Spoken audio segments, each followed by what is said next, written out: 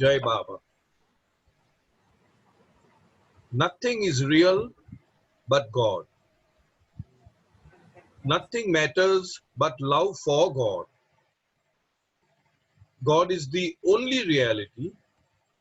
All else that seems real is illusory. God and I are one. Meher Baba. Avatar Meher Baba ki Jai. Jai Baba to beloved Baba and Jai Baba to all of you. Thanks to beloved Baba. Today we are reading, as it decided by the Dubai group, we are reading Meher Baba Calling, and we are on page number 21. 21. All right. Okay, go ahead. I'm just trying to find out whether my headphone is working or not. So just be a little attentive. I'm speaking like this, and Soumya is now speaking without the headphone. So are you able to hear it properly? Just let us see. You will be loving God. Yes, we can hear it. Perfect. So that means perhaps this is not working. I don't know. Let's see. Okay, go ahead. If you feel for others in the same way as you feel for your own dear ones, if instead of seeing faults in others, you look within yourselves, if instead of robbing others to help yourselves, you rob yourselves to help others, if you suffer in the suffering of others and feel happy in the happiness of others, if instead of worrying over your own misfortunes, you think yourselves more fortunate than many others, if you endure your lot with patience and contentment, accepting it as His will, if you understand and feel that the greatest act of devotion and worship to God is not to hurt or harm any of His beings, to love God as He ought to be loved, you must live for God and die for God. All right. Baba has emphasized extremely, the most, I would say, on love and loving God. Many of us feel, how can we love God when we don't even see Him? Of course, we see Meher Baba, the form of God, in this Advent. The question arises, how can we love God when we don't even see Him, when we don't even know Him? So Baba has made it so simple for us by dictating a document called How to Love God. Very simple. So this is of course the extract from How to Love God. So I would be repeating the original version because that sounds to me a little more Baba-ful, I would say. So Baba says that I have only one message to give, and I repeat it age after age. Love God and become God. Because if we have love within ourselves, then irrespective of what the object of love is, if we have pure love, then automatically it means that we are loving God. It, in my understanding, obviously you need to love Baba above everything else. But here Baba's message of how to love God is so crystal clear that we can have no excuse of saying that how do we love God? Because we don't even know God. We have not even seen Him and stuff like that. So Baba says to love God in the most practical manner is to love. Anyway, I'll just start with this only.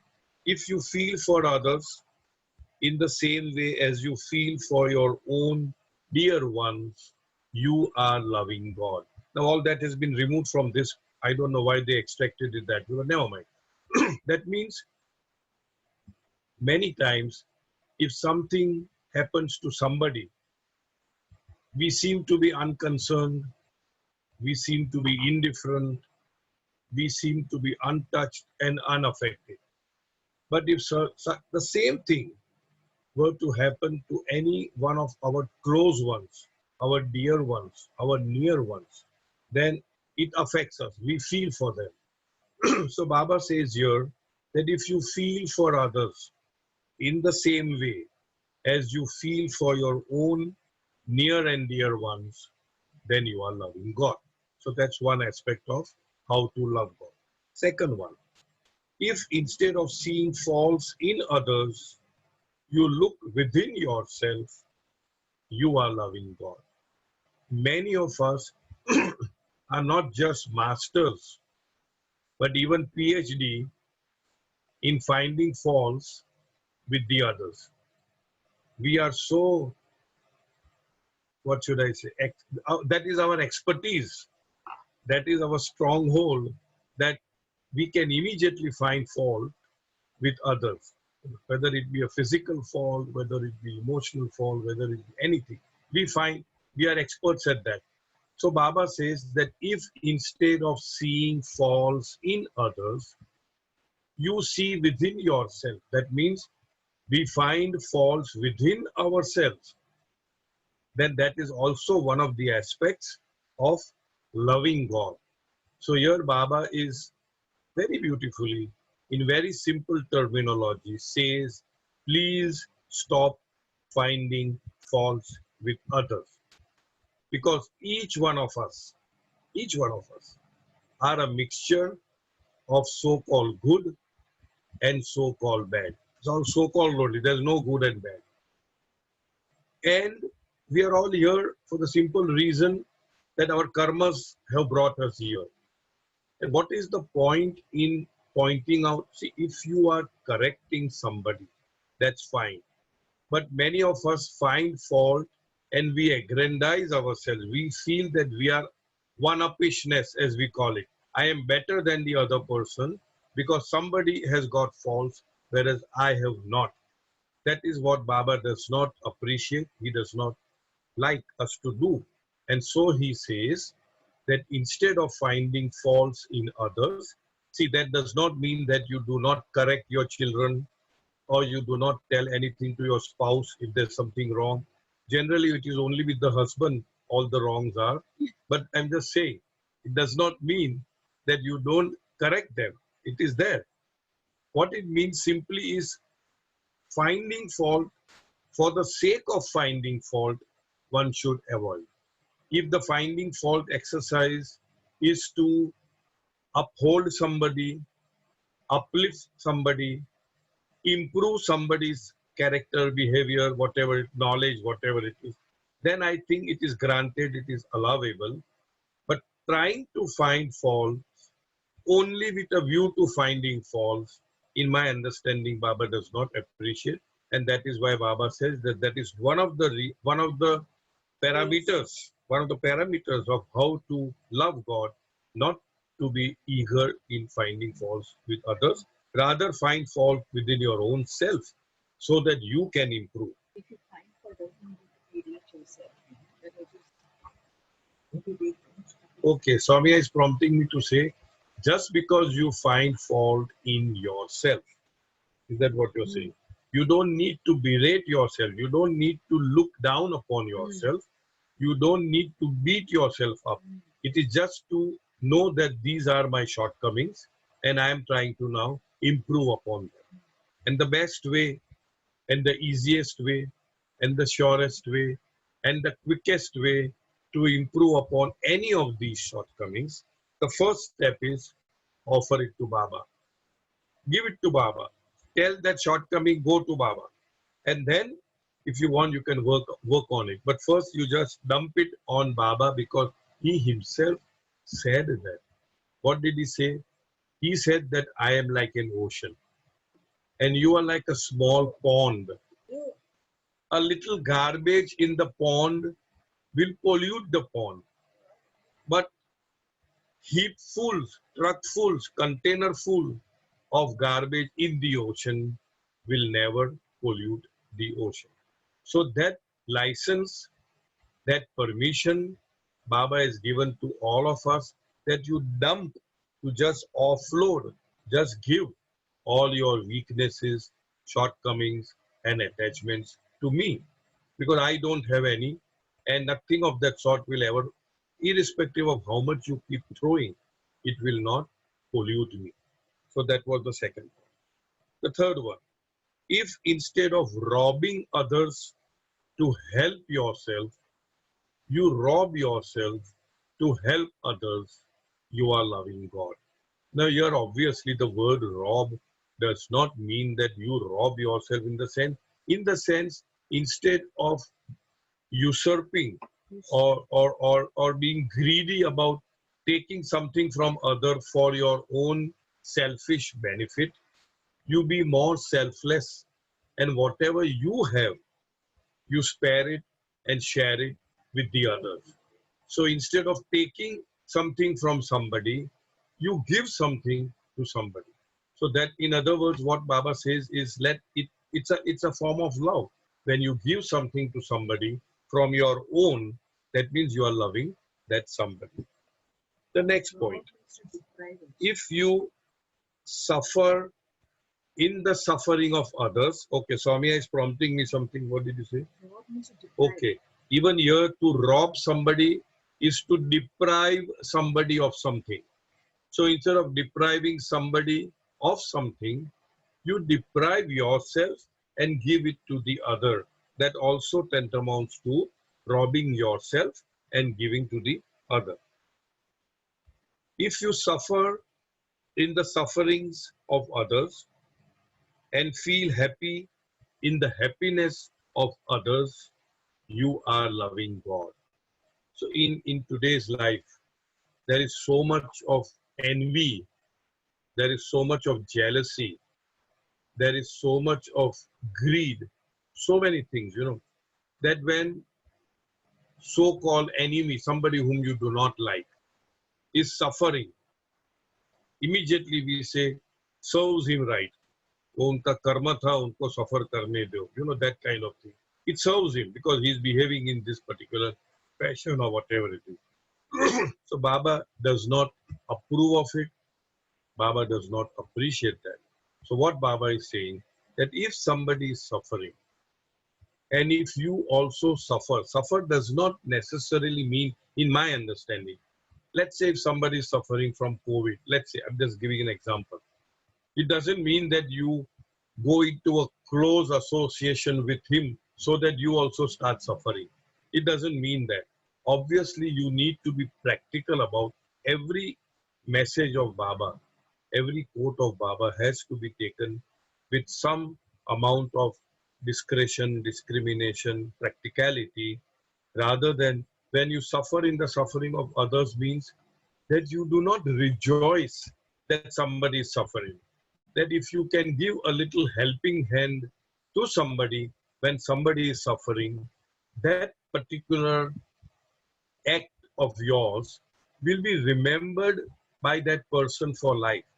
If somebody is going through any kind of trauma, whether it is physical, mental, emotional, spiritual, and if you just go and visit that person and say, don't worry, Baba is there, everything will be taken care of, I'm there for you, do call me anytime you want, just call me anytime, even if it is midnight, 12 o'clock, don't worry about it. So this is a kind of a help or a confidence that we are giving to others. This itself, I would consider that this is also kind of a love for the others. I would say that that is the meaning of what Baba says, that if you suffer in the suffering of others, which means there is an empathy, there is no sympathy, there is an empathy for what the other person is going through. When you say that, yes, I know where only the wearer knows where the shoe pinches. There's a saying that only the person who is wearing that shoe will know where it is. But if you say, no, I understand what you're going through. I fully empathize with you. I am one with you. Don't worry about it. And so that is also an element of you are participating in his suffering, his or her suffering. So when you suffer in the suffering of others, today what is happening is somebody suffering, we are very happy about it. As I said earlier, oh, good.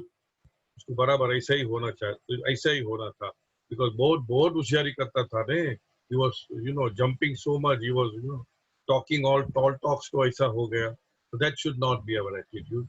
And when you feel happy in the happiness of others, you are loving God. This is also a very noble trait and shows your character. If somebody gets an applause, if somebody is, you know, is appreciated, let's say, if somebody gets a promotion, if somebody does better than you, then do we have that equanimity, equipoise? Do we have that sense of a noble character, a spiritual maturity also, you can say, to go forward, shake hands with him and say, I am very happy in your happiness. I am very proud that that you have achieved this, you have got this, whatever, you know, award or promotion or whatever it is. But in today's world, everybody is trying to pull the other down, you know. Forget about becoming happy in the happiness of others. So Baba says that if you feel happy in the happiness of others, that also is a part of loving God. Because I remember once a very beautiful message Baba had given to Paulie Umrigar, the famous cricketer. I don't have the message right with me, but words to the effect that real sportsmanship is what?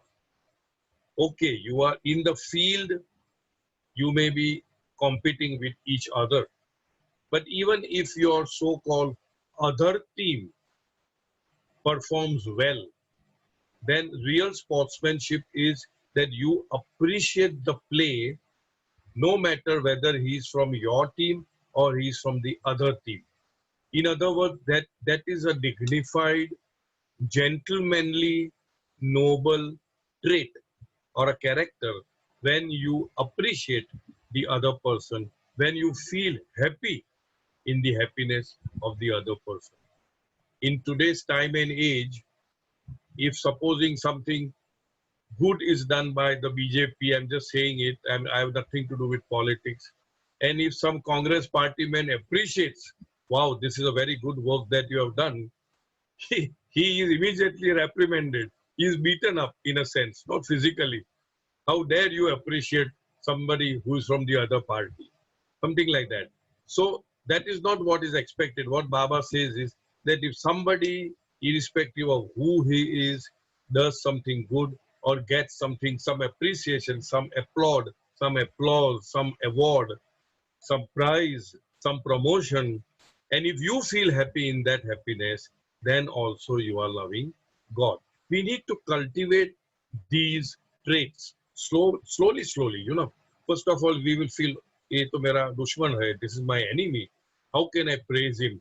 But as we progress spiritually, Baba says, the more you progress spiritually, the less differences you see less and less and less of differences.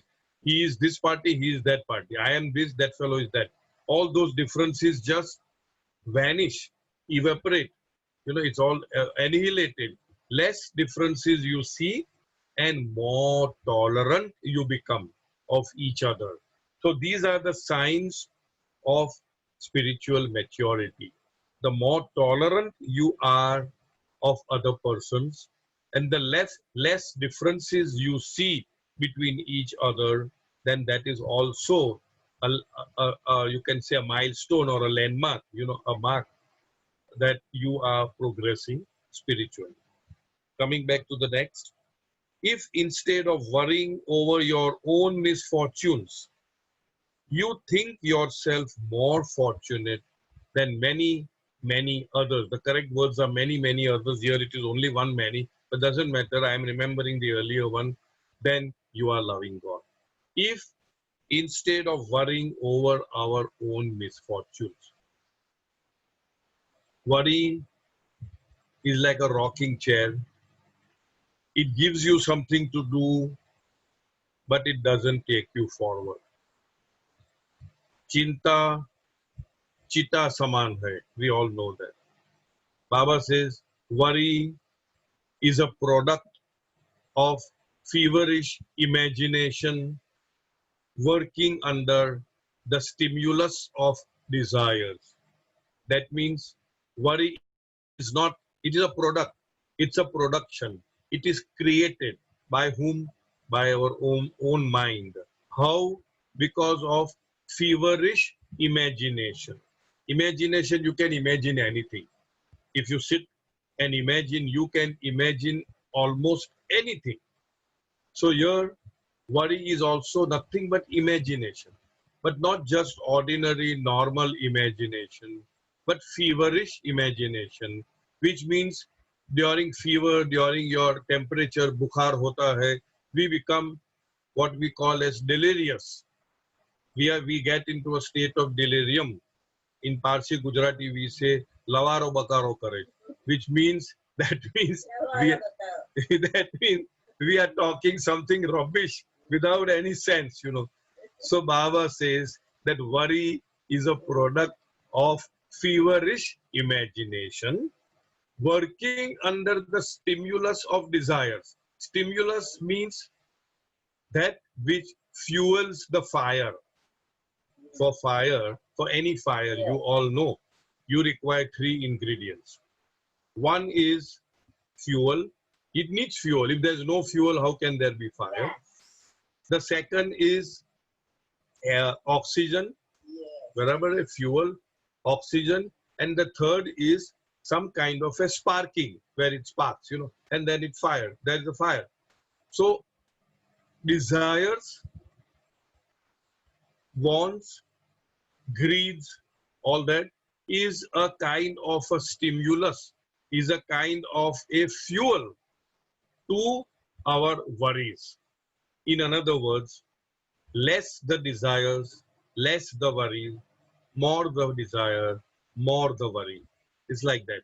So Baba says here that if instead of worrying over our own misfortunes, you think yourself to be more fortunate than many others, then you are loving God.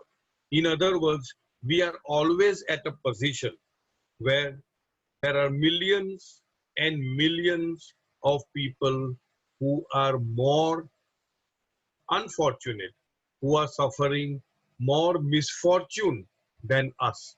So when you think of yourself as more fortunate than many others, automatically your worry diminishes. Because here you are comparing yourself as somebody more fortunate than others, then your worry, it's an attitude of gratitude. You are thanking the Lord. Oh my God, today, even in today's scenario, people are grumbling. Oh, we are homebound. We can't go out.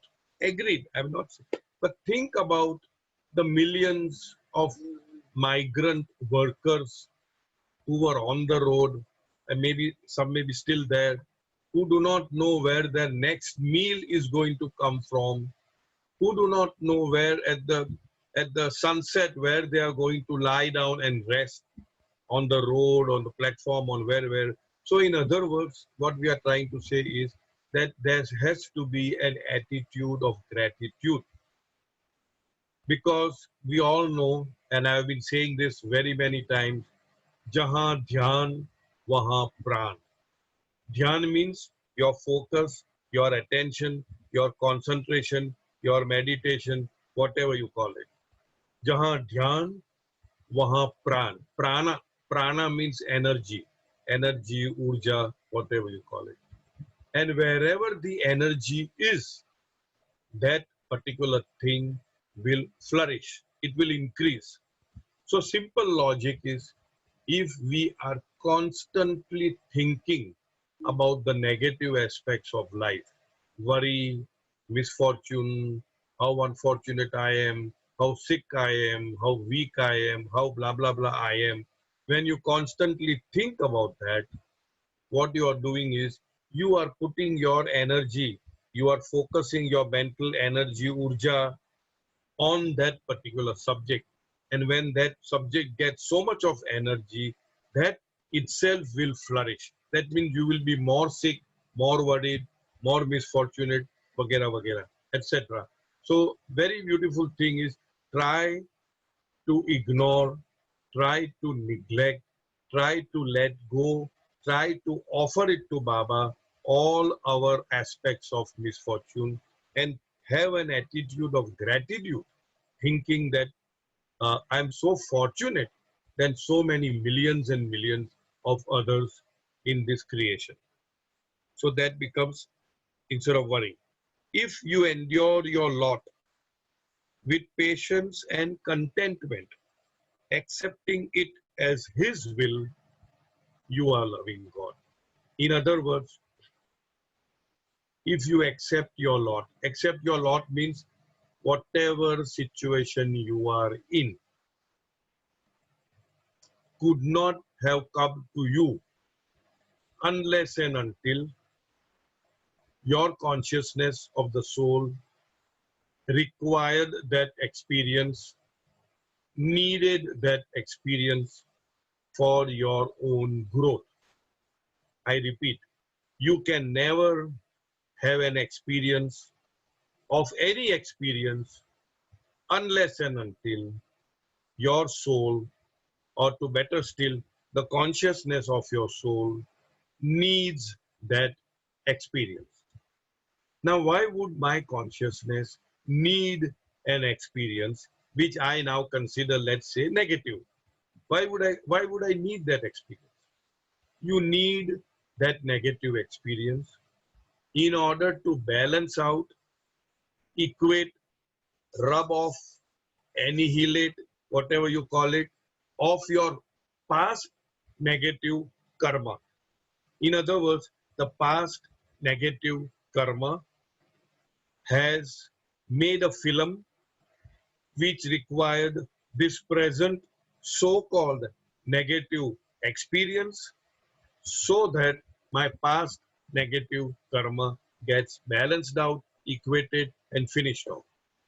But when will it finish off? If we follow Baba's regulation here. Baba's regulation here is that Baba accept it as if Baba has placed me in this situation. If you do that, then you are negating it. It's over. Finish. Sorry? No blame game. Correct. But instead of accepting it as His will, because His will is nothing but the law of karma, and you are accepting it because you have done something in the past, and today I am in that particular situation. But instead of doing that, you get into a garbadi of blame game. Had I not done this, this would not have happened. Or had I done something else, this would not have happened. Or had somebody not done something to me. There are innumerable ifs and buts in whatever situation you are in. And if we start playing around with those ifs and buts, blame game, victimization, I am a victim, that fellow is unfairly treating me, I don't deserve this treatment, had I not come here, this would not have happened, blah, blah, blah. You can go on and on and on. But there, when you're doing this mental game, you are becoming a part of the problem. You must instantaneously shift to part of the solution. And what is the part of the solution? Baba is giving us a simple solution. If you endure your lot with patience and contentment, accepting it as His will or God's will, Baba's will, you are loving God. So immediately your acceptance of where you are, what you are, makes immediate transformation from being a part of the problem to being a part of the solution. Again, it does not necessarily mean that you will not do anything about it. All the time I keep harping on that we need to be very, very practical. I am supposing having fever, sick, whatever it may be. If I get into this and say, Baba has placed me in this situation, therefore why should I go to the doctor? If I go to the doctor, then I'm disobeying Baba's wish because Baba has put me there. Therefore I will not go and I will suffer. And the more I suffer, Baba is going to love me more because I'm suffering. In my understanding, this is absolute thorough nonsense. Baba wants us to be extremely practical. So here, what I'm trying to say is, accept. The question here is, accept where you are, what you are, as your own fruit of the seed which you have sown in the past, and then move forward, and then move forward. But here, if you do not accept, then you are totally enmeshed in the negative aspect of why me, poor me, what have I done, etc., etc. All that blame game and all that. So here again I repeat, if you endure your lot with patience and contentment, accepting it as His will. Accepting it as His will means what? Accepting it as the result of my past actions. Simple. Then you are loving God. Next, if you understand and feel that the greatest act of devotion and worship to God is not to hurt or harm any of His beings. Here again, you need to use discrimination. Some people may say, Arey, Baba is saying not to hurt or harm. But he has said, if you see a snake, you can kill it. I am hurting him in a sense. Or if you see a cockroach, but Baba had said that anything that is harmful to a human being, and if you destroy that, it's sort of acceptable. It is sort of acceptable. I remember a story where there was one Guruji. So Guruji was giving a discourse on we are all one. The animals are one, the birds are one, the fish is one, the human beings are one. It's all God playing a role in that particular this thing. And words to the effect, and the aspirant or the disciple was fully charged with that knowledge of Advait, oneness. Everything is one, like that. He was fully overcharged, I would say. So when he goes out, into the field or wherever, he sees an elephant charging towards him, and he says, the elephant is one with me, I am one with elephant. It is the same thing. The elephant kicks him off, and he is, totally, what should I say, hurt. So next day he goes very much bruised and tells the master, yesterday you gave this and I tried to experiment with it, but actually elephant did this, And master very cleverly says, yes, but all this I told you. I did not tell the elephant, you see. So, in other words, what master is trying to say is that we have to be practical.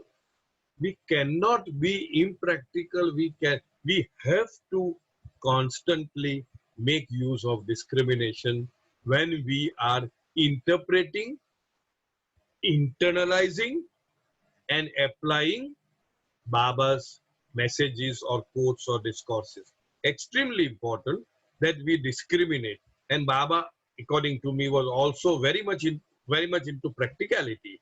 He was not a very impractical master. He would, as we all know, if somebody had cough and cold and all that, he would prohibit that person to hug or embrace Baba. Why? Because Baba says, Arey Baba, if I catch cold and then if I embrace 100 people or 1,000 people, they all will catch cold. So it was such a practical example that we have right in front of us, that we need to be practical and take the necessary precautions. So coming back to here, if you understand and feel that the greatest act of devotion and worship to God is not to hurt or harm any of His beings, we are loving God. So do not hurt or harm anybody simply for the sake of hurting or harming. Now this is just a far-fetched imagination, hunting animals just for the sake of hunting is, I would say, hurting and harming.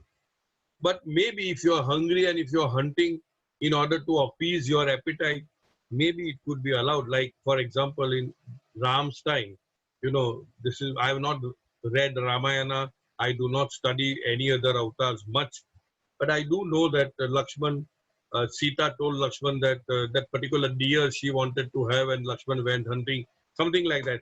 So in other words, at that point in time also there was hunting. I'm talking about so many thousands before, years before, and at that time also people were consuming so-called non-veg food. Let's put it that way. So what I'm trying to say is that do not intentionally hurt or harm. And hurting and harming does not just mean physical hurting and harming. You can hurt somebody's feelings. You can tell somebody some nonsense and you are demoralizing somebody. You can hurt somebody's image by speaking ill about somebody, or by backbiting or slandering. So these are all the aspects of hurting or harming somebody, which Baba says one should not do. And if you do not do that, then you are loving God. To love God as He ought to be loved, you must live for God and die for God. Then there is a, it ends here, but there's something behind, knowing that the goal of life is to love God and become one with Him. That's the correct whole sentence. It's not here. So basically what Baba says is, to love God as He ought to be loved, you must live for God and die for God. Live for God, according to me, would only mean that you give Him the most prominent place in your day-to-day living, wherever you may be, whatever you may be doing. Give Him the most, you as if you are living for God. And dying for God would mean, as I said, dying to your lower self, dying to all that is false within you. That means if you live for God and die for God, knowing that the goal of life is to love God and to become one with Him through love. So basically, here the whole emphasis is on love, love, love.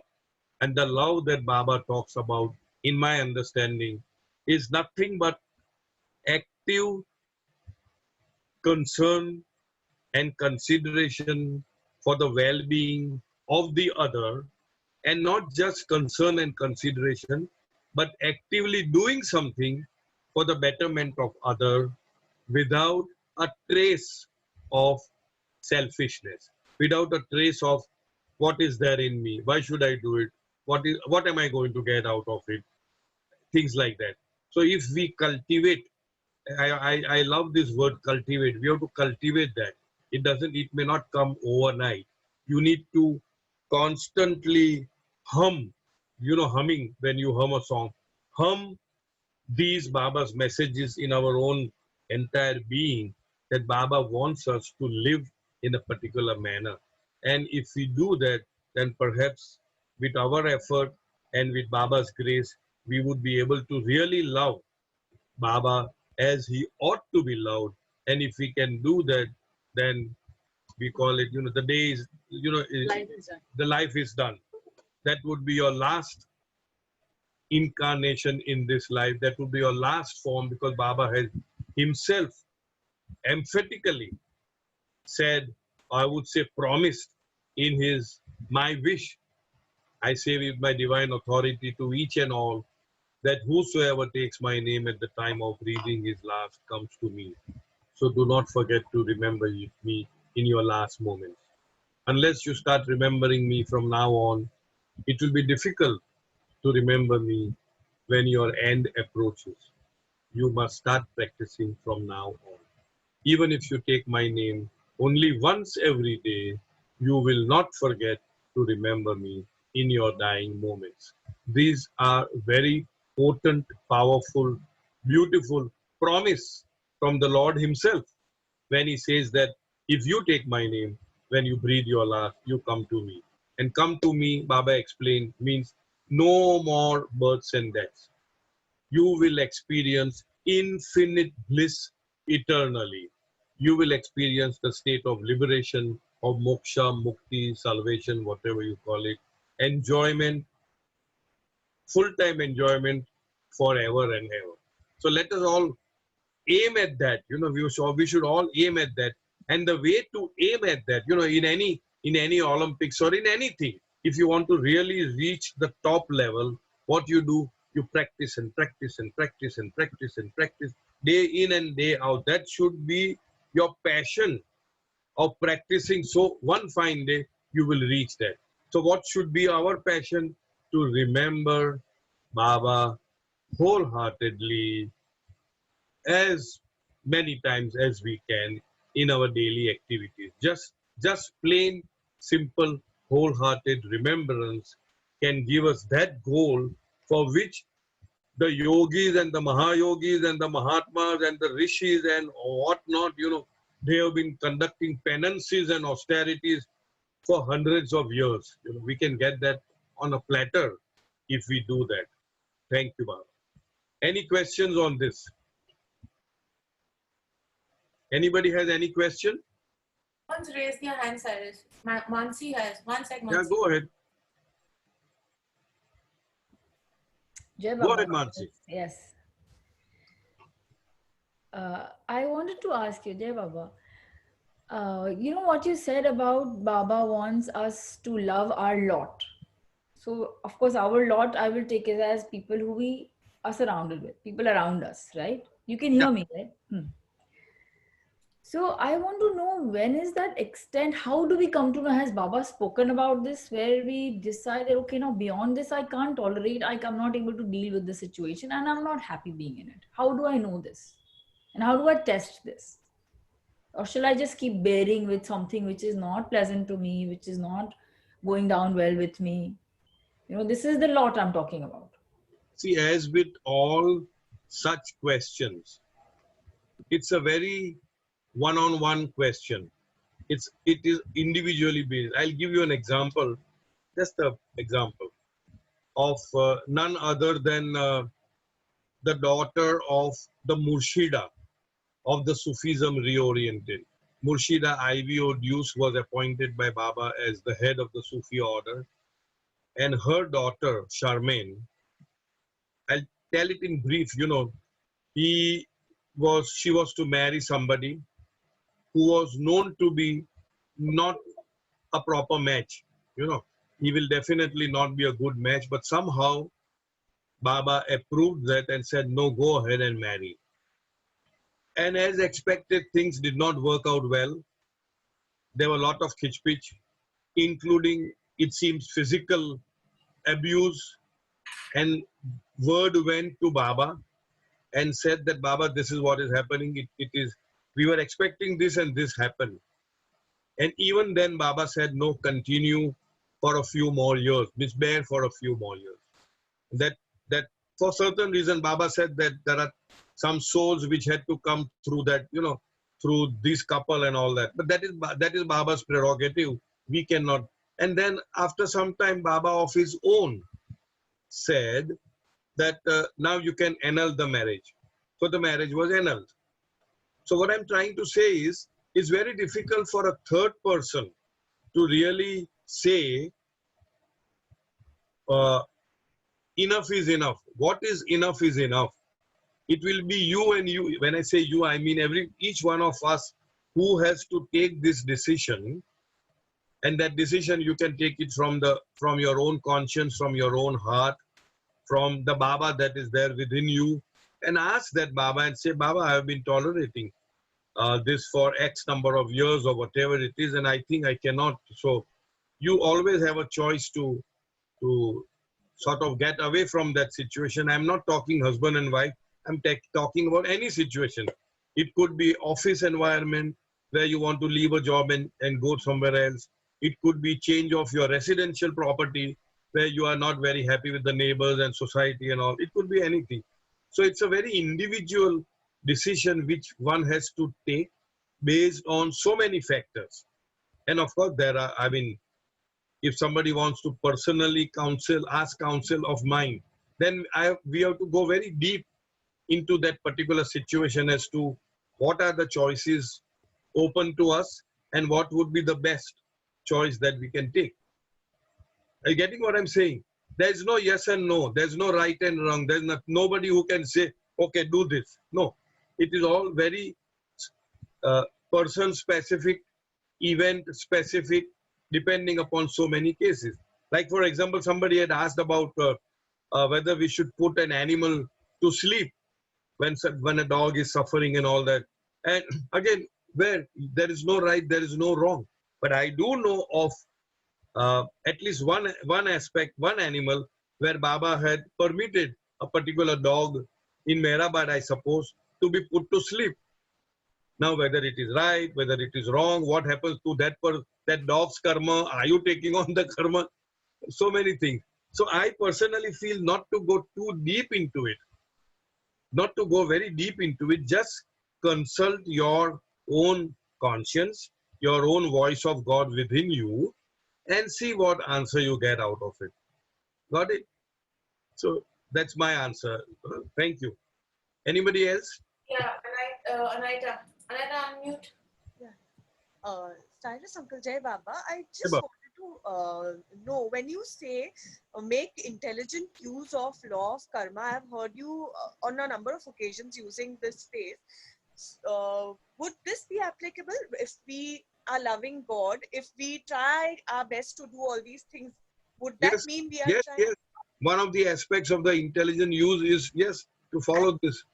And could you please little bit elaborate more on intelligent use of law of karma, like how we can get adapted and try to do it in our lives? Like, you can just talk a little bit intelligent on it. use. Okay. Thank I would like to put it up like this: that intelligent use of law of karma would mean that first of all we need to understand the working of the law of karma. Number one. In other words, we must understand that whatever experience that we are going through is a result of our own past actions. Number one. Number two. So what is expected out of us? As I always say, if I have sown the seeds of Karela, I cannot expect to get apus as a fruit, isn't it? I cannot.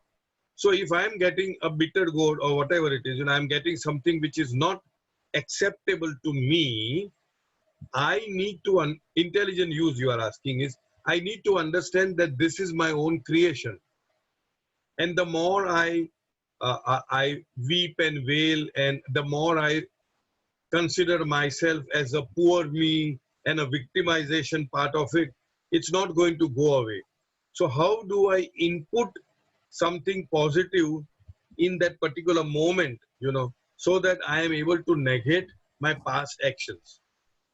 For example, let's say, I have heaps of karma of, let's say, anger.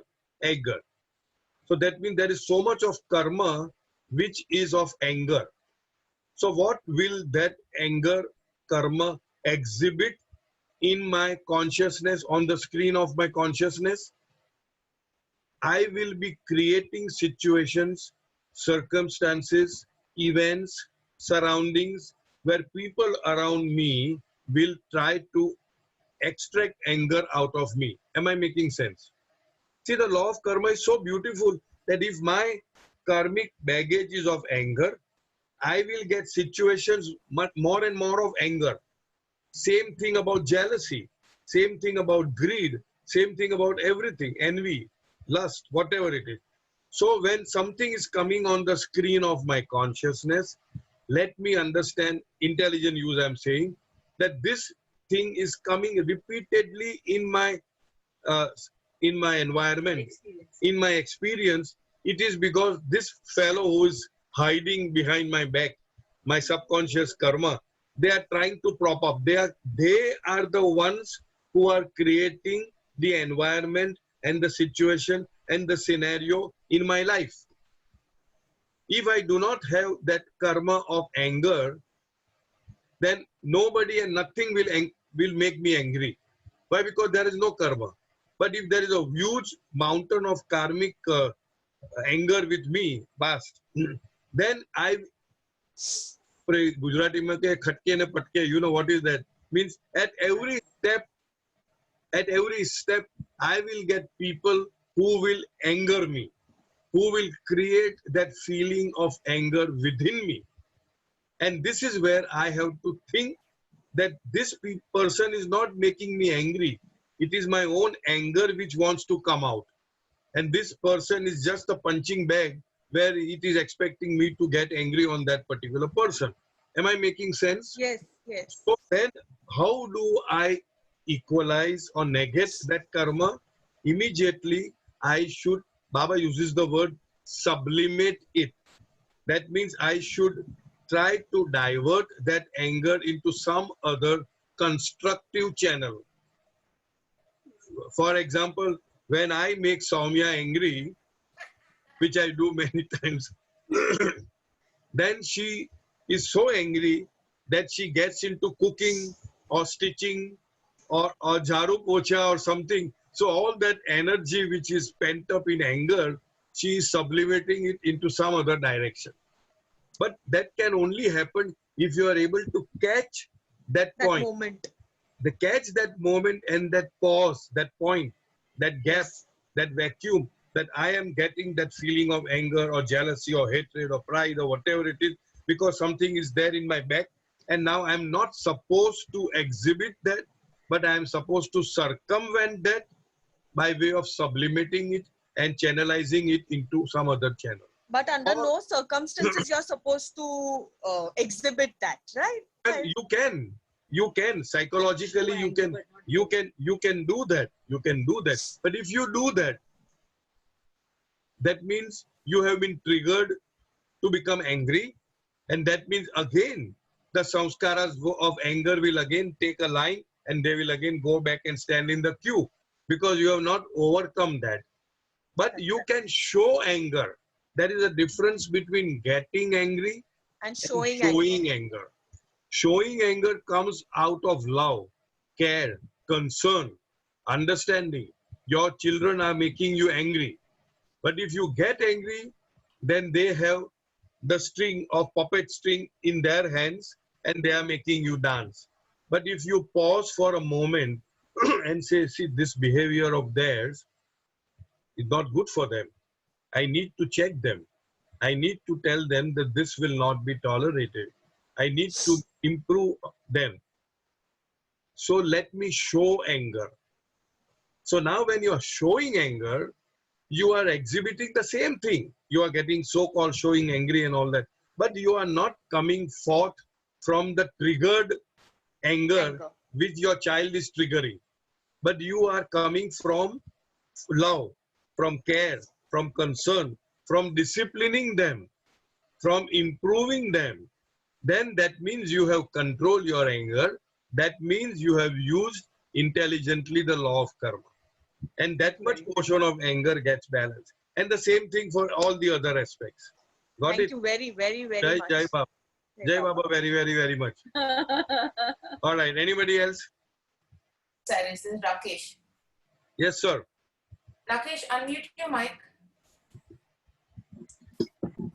Yeah. Actually, you said it, Sarah, sir. You just, Jai Baba, I was just trying to come in on this intelligent use of karma. Okay. Basically, the karma will impel you to something. But cannot compel you. But no, it can come. But the moment you do the right thing, Yes. that is being intelligent. You know that doing Absolutely. sowing the right seeds Absolutely. will come later. That is being intelligent enough. True. I mean, Right. that is Baba's sentence, Baba's very beautiful, powerful sentence in the discourses is, the past may impel you to a certain course of action, but it cannot compel you to take that action. so the intelligence lies in doing the right very thing. beautiful impulsion and compulsion. Correct. So it will impel you means what? It will create a certain tendency, a certain habit pattern. It will goad you. It will make you gumrah. That there is no other alternative but to take that action only. That is impulsion. But it cannot compel you to take that action if you are very strongly anchored in the present moment, in the understanding that if I take that action, it is going to again wind my samskaras, accumulate fresh samskaras. So let me attend to this issue in a different manner. And that is the meaning of intelligent use of the karma. Thank you, Rakesh. All right. Anybody else? I had a question. I think Meru Aunty has a question. No, okay. what I wanted to say on this front was that sometimes when you're faced with a situation like if someone is putting you and getting you upset all the time, could it be when you look at it from Baba's point of view, he's placed that person in your close proximity so that you can actually work out your karmas in a very loving manner? Because only then, if it's someone far away, it's not going to affect us. It has to be in a close peripheral to us, which will affect us, whether it's your husband, friend, or family, right? So Correct. Basically, I understand that nobody and nothing have the power to upset you unless you choose yourself to be upset. You are giving this power to so-called to upset you.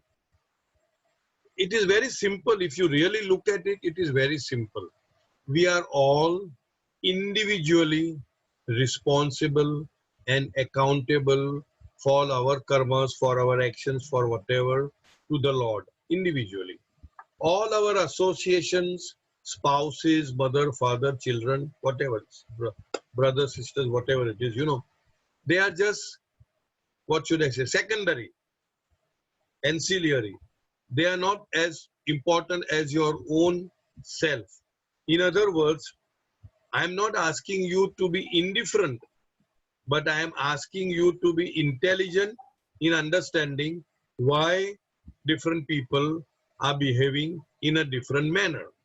And then try to analyze, why should that person's behavior upset me? That means anything that is upsetting you is actually, you are in a sense egoistic. You are putting your ego in that. For that matter, it is for everything, be it anger, be it anything. It's only, I feel very sad today. Why? Because somebody said something to me. Now, if somebody has said something to me, intelligently, if you look at it, why should I feel sad? It means that you have accepted what somebody has said something to you. If you choose not to accept what somebody has said something to you, and if you have such a high standard of self-image, of self-love, of self-respect, then irrespective of what somebody said something to you, you have heard it, but it doesn't affect you because it does not belong to you. Am I making sense? If you really intelligently look at it, if somebody says, Cyrus, tu sala gadda hai. Let's say, ye gadda hai, bewakoof hai, pakal nahi hai, stupid hai. Now, if I get upset, what does it mean? It means that I am stupid. It means that I am a donkey because I am upset, because I have accepted that. But if I have a certain level of self-image, then I will just say, what does it matter? That is you, that is your impression. That is, you are thinking like that. How does it? It does not matter to me. It does not relate to me, and therefore it does not affect me. Am I making sense? It should not affect me.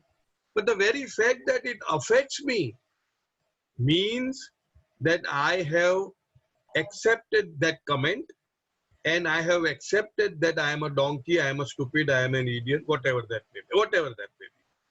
So the moment we understand that nothing or no one outside of me can affect me unless I allow that person or thing to affect me, then it will definitely affect me. As simple as that. It's absolutely simple. This is not a rocket science. It is absolutely logical.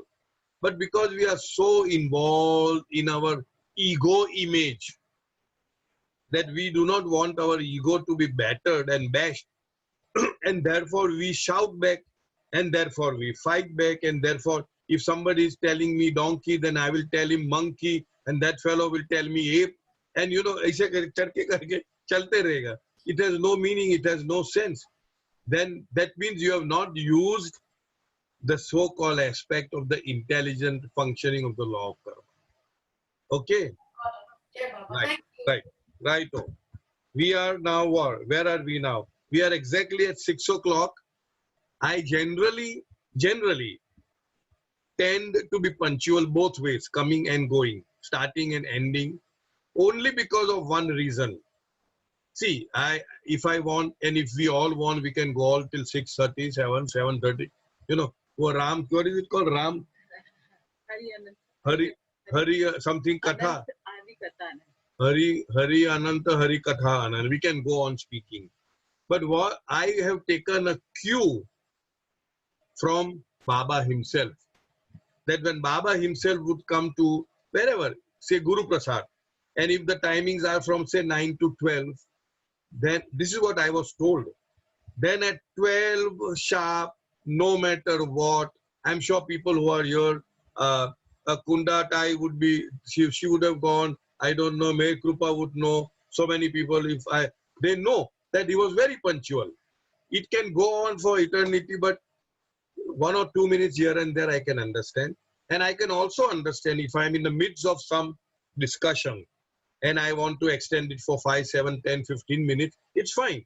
But other than that, just to prolong it for the sake of, prolonging, I personally don't like it. And so I would like to say Jai Baba, unless somebody has a question. Baba was very prompt. I was told by somebody who had been to Guru, Baba would just get up at that particular time and just walk off. Isn't it, Mayor Kripa? See, Mayor Kripa is also saying yes. He would just get up and go because he was extremely punctual about timing. So we need to inculcate that in whatever meetings that we have. Any questions? You are welcome. Anyone has any more questions, or we can? No question. Thank you. Ram Nuri. Ram Hey, Nuri Ram and Nori, Dinku. Ram And then Nori Dinku. never has a question. Okay, Ram Nuri. Only Yeah, he'll give you the supplements me with correction. more and more information. Okay. Yes, sir. Ram Nori, bolo kuch bolna hai to. Yeah. Can't hear you. Jai Baba. No, the punctuality part, as you said. So Baba was very particular about punctuality. Yes. Even Baba, when he used to go to the Talati family to eat, and if he went there, they would say, come at this time. And what they used to do was, oh, Baba has come, so let me heat up food. He would not wait. I said, I'm going to come at this time. Whatever is there, he would eat and go away. Yes. So that's why I was telling Rakesh, call Sridhar uncle and let him come, for 45 minutes and tell all the tales, of Talatis. Fine. There are so many interesting stories, it's unbelievable. So one has to be punctual. We'll talk about punctuality some other time. So for today, thank you, Ram. Thank you, Ram, for the input. Jai Baba. Thank Jai you, Baba. Baba. Thank you, everybody. Yes, Delna? There is Dinku and there is Merchant Nori. Oh, God. Okay, fine. So I Dinku- don't mind. Yeah, Dinku, go ahead. Jai Baba, Yes. am I unmuted? Yeah, okay. Yes, No, you I can just say. want to ask, about this anger and getting upset. There are some people who will keep on and on and on needling you, no matter what, and no matter how you try to get out of the situation. So is it okay to just, walk away from the situation, then let them do whatever it is that they want to? Okay. Or do you have to So- face them and Again, the same thing. Are they needling you physically?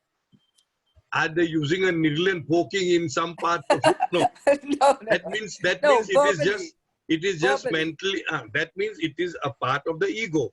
That means mentally or emotionally you're being disturbed by some attitude of theirs, isn't it? If you accept them as they are, in the understanding, intelligent understanding, that they can be no better because that is how they are built. Their samskaras are like that. And if you stop reacting to their needling, for all you know, they may stop needling you. If I am in your place, this is my trait, that I in turn needle them to such an extent that they stop needling me, that they stop. I've seen it because I've seen life, so I know there are people who, and they will only needle you if, as long as you are irritated, agitated, affected, disturbed. The moment you show that it doesn't affect you, they will stop needling you. They are getting some payoff because you get upset. You see what I'm trying to say? Yeah. For small children, you must have seen, you know, that they will they will make a bakra of one person and they will start teasing them. And that child will be very much, you know, needled, let's put it that way. And they will all hover around that particular child only and needle him. Why? Because he's reacting. The moment he stops reacting and starts enjoying the needle, let's put it that way, enjoying the needling and just be a part of the needling process, then they will have no fun in needling you and they will stop it. Try Okay. it out. Try it out. I Remain will. unaffected by that. Yeah, yeah. I will, or I'll try your method of needling them even more. I love. That is my all right. Okay, All right. thank you. Thank you, dear. Okay, Ramchan. Oh, sorry, Merchant. Better. Merchant. Sorry, I Merchant. just remember two stories about the punctuality. Yes. Baba. One Yes. is Dake Farkar. When he was a school teacher in Premashram, he was supposed to come to the school at 7 o'clock. One day happened while cycling from Nagar to Mehrabad, his cycle was broke down. It was almost 6:50 in 10 minutes. It was 1 mile away from the night. So he just threw the cycle there and he ran from that place to the Mehrabad. Baba was waiting outside the school and waiting for him. He saw the palpitation and asked him, he said, he just saw the time and then said, okay, what's wrong? Why are you palpitating? Why are you this thing? Then he said, my cycle was broke down. He was very happy. He saw the time. It was 2 minutes to 7. Then he said, okay. Then he asked him to take rest and give him the water. And then he sent other persons to bring the cycle and got repaired. And then he went to school. That was the punctuality. Absolutely. Absolutely. Pratap Payar was supposed to come for the Pune Bhajan Mandali at Guru Prasad. He was little late. Then Baba said, okay, I'll pardon you. But next time you will come, I'll cut you with a blunt knife. He said, why blunt knife? He said, if I cut you with a fine knife, it will cut very easily. Fast, if yeah. cut with a blunt knife, it will cause a lot of pain. That's Correct. what. That's remembered. That I recollect those. Yes, yes. We need to be very punctual. I see when we start at 5, there are very few people, and then aram se people start coming in at 5:02, 5:03, 5:05, 5:10. Why this? If we are taking Baba seriously, then it should be a serious, Baba is a serious affair. You can't take Baba casually and you can't be casual with Baba. I always say this, and we have a what should I say? Pension? Is it pension? Yeah. Pension, whatever you call it, for timing. By the second ka kaata jata hai in our Tuesday sessions, in our Pune sessions, even in Dubai. By the second we start. But punctual Vadala also at Farzin's place. By the second we start. Ending, it may, for example, today we have just gone a little ahead of the time. But that is not, we are not just frittering away time. We are doing something constructive. Okay then, anything else? Shall we close? Oh, somebody is there. Okay, go ahead, Mayor. Jai Baba Jimmy, Cyrus uncle. Cyrus Jimmy uncle. also. No. We are all one, huh? Cyrus uncle, I wanted to tell you something. You are telling or asking? Very often, I would always say we have to be punctual on time for going to Mehrabad. And whenever we go to Bhatia Hospital from far, we go there early on time. And very often, Jimmy uncle would say, so often, that all people who stay close by are always late. But others were so punctual who are living far away. Always he would say, how are they coming on time? Always. Right. So we must always keep our punctuality. Right. So it's a lesson for all of us from Baba. Mainly we have seen so many instances where Baba was extremely punctual both ways. So let us try to please him by being punctual. at least at the time of coming, so that we know that people are there right on time. Okay then. Jai Baba once Okay. again. Jai Thank you, Baba. Baba. Jai Baba. Thank you, Thank you. everyone. Avatar Meher Baba ki Jai. Thank you, Jai Baba. Jai Baba. Jai Jai Baba. Baba. Thank Bye, you. Meher Baba. Thank you, Jai Cyrus. Baba. Now you all unmute me, huh? Thank you, Not Cyrus. before. Thank you so Thank much. you. Thank you.